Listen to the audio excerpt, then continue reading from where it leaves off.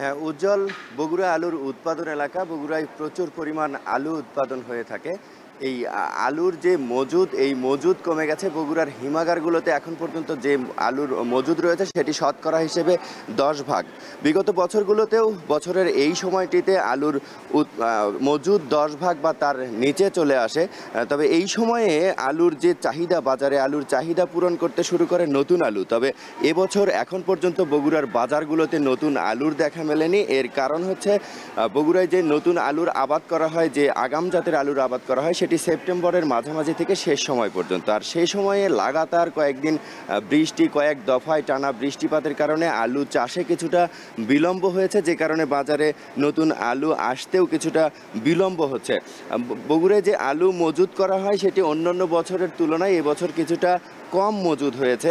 তবে একেবারে কম নয়, এবছরও যে মজুদ হয়েছে সেটি প্রায় ৩ লাখ মেট্রিক টনের বেশি আলু বগুড়ায় মজুদ করা হয়েছে। বগুড়ায় প্রায় ৫০,০০০ হেক্টর জমিতে আলুর আবাদ করা হয়ে থাকে, যেখান থেকে প্রতি বছর প্রায় ১২ থেকে ১৫ লাখ মেট্রিক টন আলু উৎপাদন হয়ে থাকে।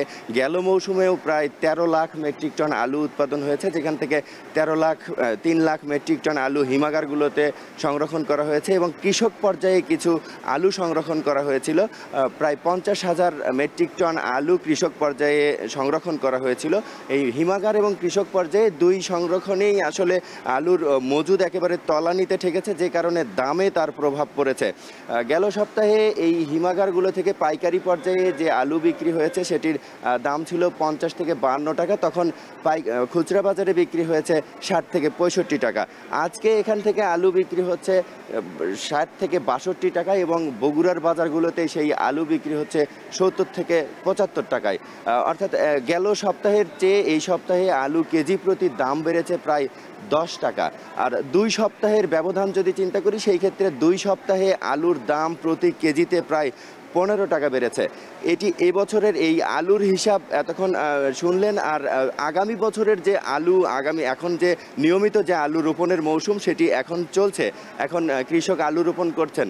তবে কৃষকের সাথে কথা বলেছি, তারা আমাদেরকে যেটি জানিয়েছেন যে এবছর আলুর দাম যা রয়েছে আগামী বছর তার চেয়ে বেশি থাকবে, এমন একটি দুঃসংবাদ কিন্তু বগুড়ার আলু চাষিরা দিচ্ছেন।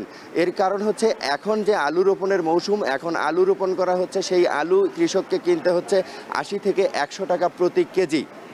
অর্থাৎ এই বীজ আলুর যে দাম, এই দামের কারণে আলুর আবাদ এবং উৎপাদন কিছুটা কমে যাবে। সেই কারণে আগামী বছর আলুর দাম আরও বৃদ্ধি পাওয়ার আশঙ্কা করছেন কৃষকরা। এই ছিল আমার কাছে বগুড়ার হিমাগার থেকে আলুর দরদামের সব শেষ খবর। উজ্জ্বল।